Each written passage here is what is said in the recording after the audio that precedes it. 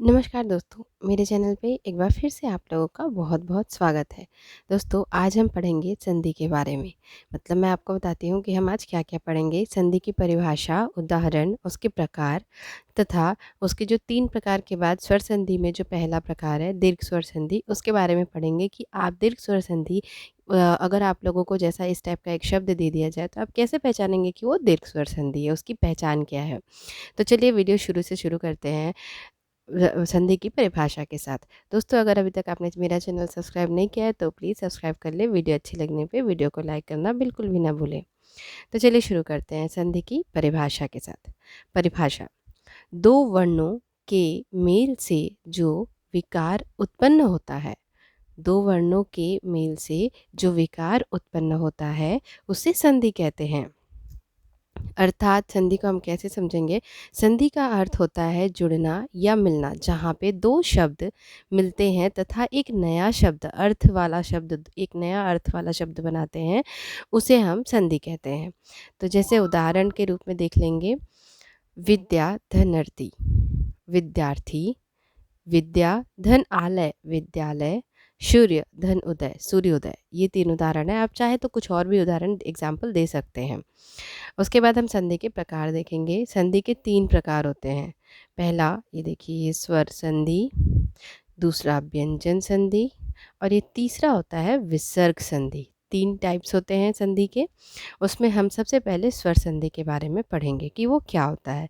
स्वर संधि जो होता है, दो स्वरों के मेल से, मतलब क्योंकि यहाँ पे स्वर संधि है ये पहले ही, तो स्वर संधि है तो इसमें दो स्वर मिलेंगे, तो दो स्वरों के मेल से जो विकार उत्पन्न होता है उसे हम स्वर संधि कहते हैं। इसका उदाहरण वही ऊपर वाला ही दे सकते हैं आप, नहीं तो आप चाहें तो कुछ और भी दे सकते हैं। विद्याधन आलय, विद्यालय। तो देखिए, इसमें दो स्वर मिल रहे हैं, यहाँ पे भी आ है और यहाँ पे भी आ है, तो दो स्वर मिल रहे हैं, दो स्वर मिलके एक नया बना रहे हैं, तो ये हो गया स्वर संधि। अब हम देखेंगे स्वर संधि के प्रकार। तो स्वर संधि के 5 प्रकार होते हैं। पहला, दीर्घ स्वर संधि, दूसरा गुण स्वर संधि, तीसरा वृद्धि स्वर संधि, चौथा यड़ स्वर संधि और पांचवा अयादि स्वर संधि।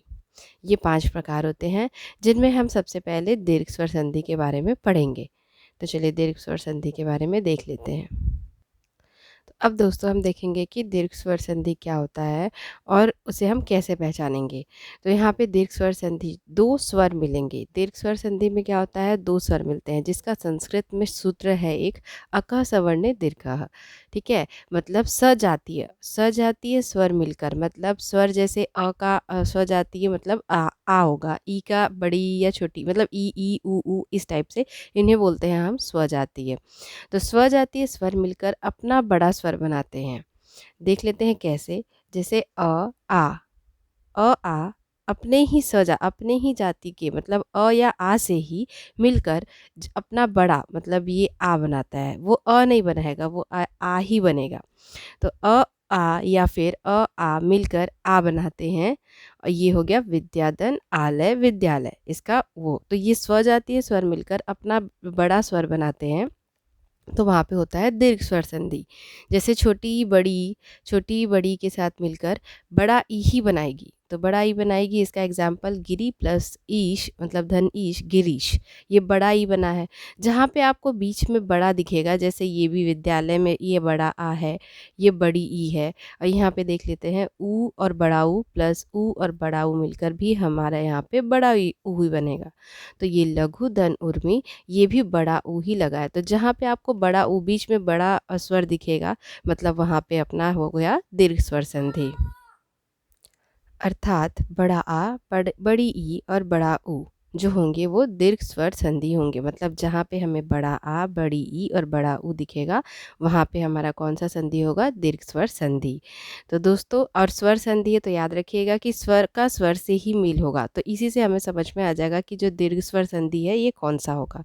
तो चलिए, मैं उम्मीद करती हूँ कि वीडियो आप लोगों को पसंद आई होगी। वीडियो अच्छी लगी होगी तो वीडियो को लाइक करना बिल्कुल भी ना भूलिएगा। नहीं अच्छी लगी होगी तो डिसलाइक ज़रूर करिएगा, ताकि मैं आगे अपने वीडियोज़ में और सुधार कर सकूँ। तो चलिए फिर मिलती हूँ अगले वीडियो में, तब तक के लिए बाय बाय, टेक केयर।